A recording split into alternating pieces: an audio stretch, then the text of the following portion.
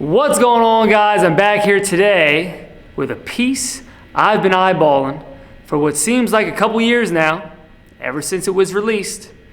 In my mind, it is the ultimate Beretta. You know I like 92s. The Beretta 92X Performance.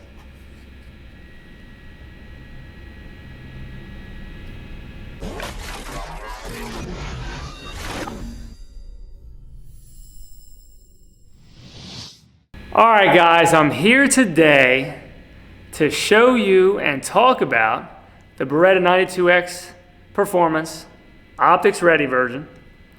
This gun, ever since it came out, it first came out, it wasn't optics ready. Then sometime later, they finally released it in the optics ready. And man, this thing, I had only ever seen one in person, held it, didn't get to shoot it.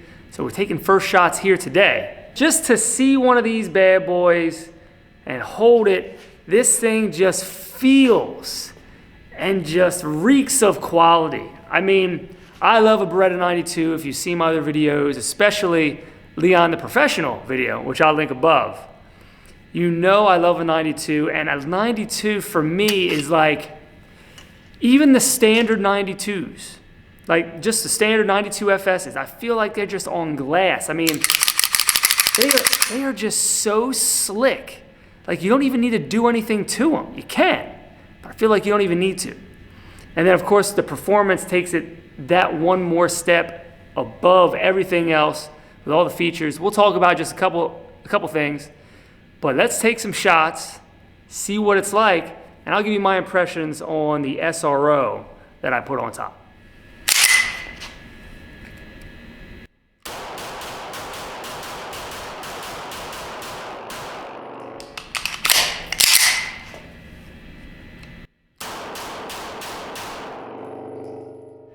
All right, so let's talk about this thing for a second.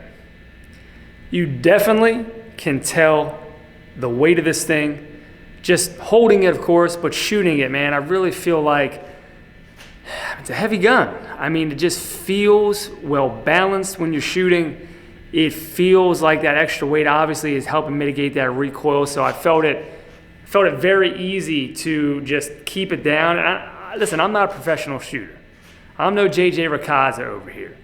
But I really feel like just in these first initial shots I've taken just now, it just feels good. A Beretta 92 feels good. The ultimate Beretta 92.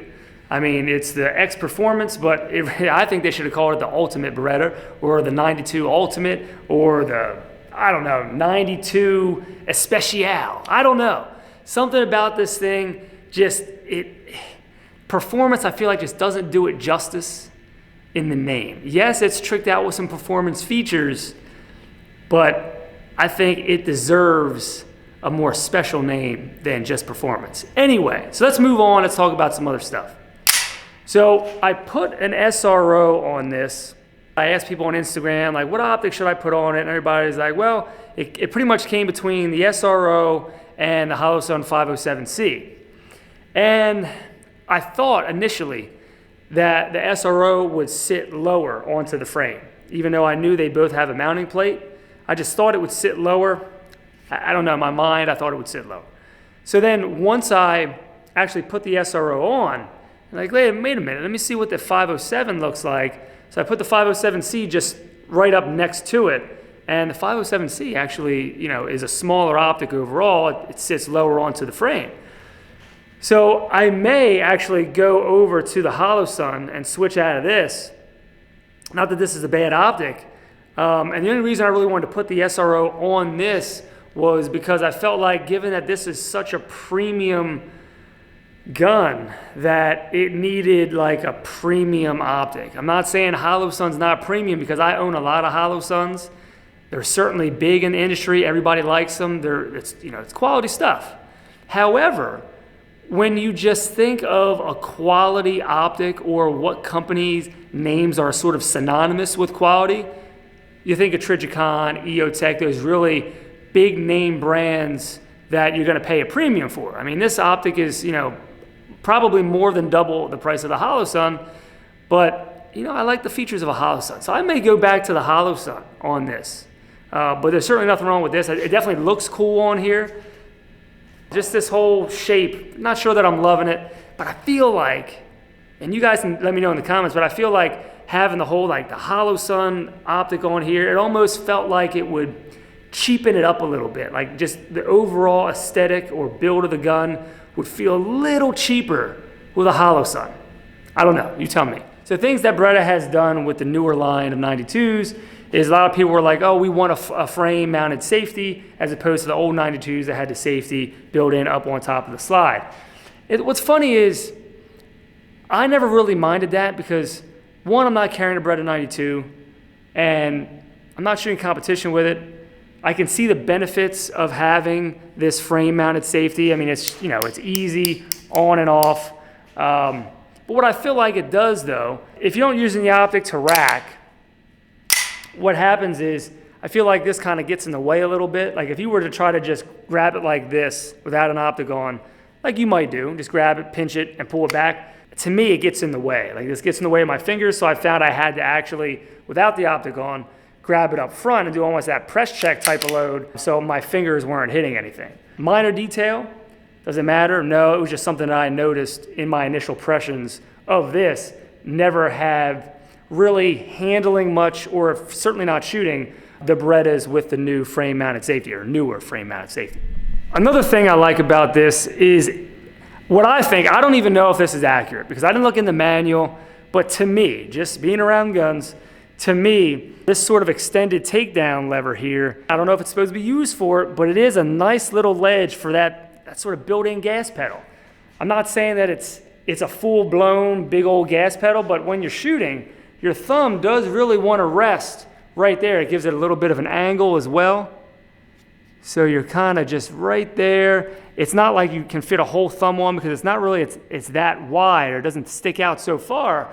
But I felt like doing this, it really has a nice spot to put that thumb and to really help drive it down. So again, not sure if it's meant to do that, but it is a nice little feature and something I've used it for just now. Before this video, handling it and manipulating it, but then again now shooting it too. And let me show you a little shot of that.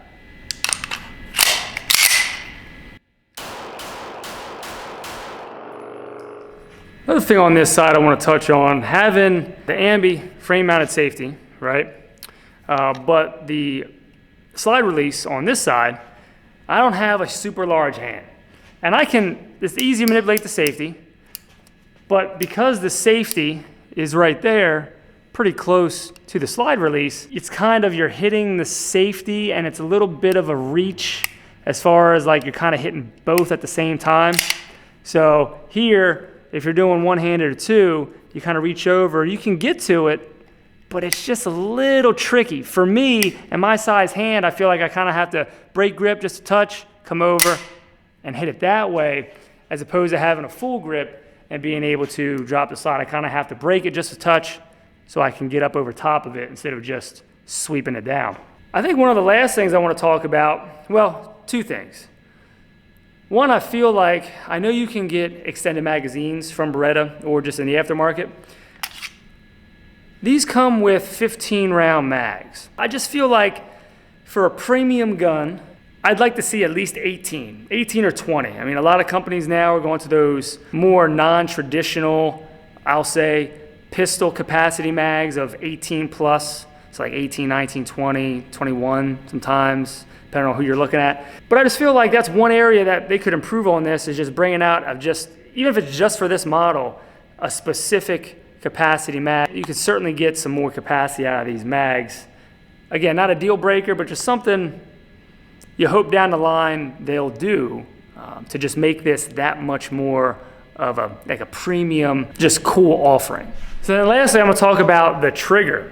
So the trigger on this thing, I mean, Beretta triggers are nice, but because this is the performance, it certainly has a really nice reset and just pull. I don't know what the pull weight is. It might say in the manual. I don't have a trigger gauge here today, but it certainly lives up to like that performance name. So let me just give you a little bit of a dry fire here and show you what that looks like and see if you can tell for yourself.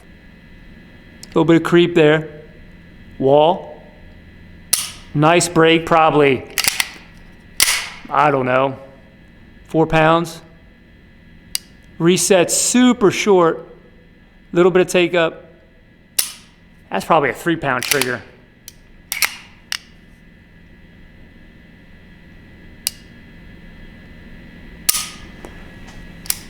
It's a really nice trigger, guys. This thing package-wise is great. I mean, I even love the finish of this. It has that really it's like a stainless look, real shiny, but it almost has, I don't want to say tungsten, and I don't want to say like an off silver, but it has just like a little bit of a hue of not just straight up stainless. Certain lights, it looks like it has a little bit nickel boron almost, or yeah, more nickelish. I mean, it has that just really nice, beautiful finish. I mean, this gun top to bottom just looks really, really nice.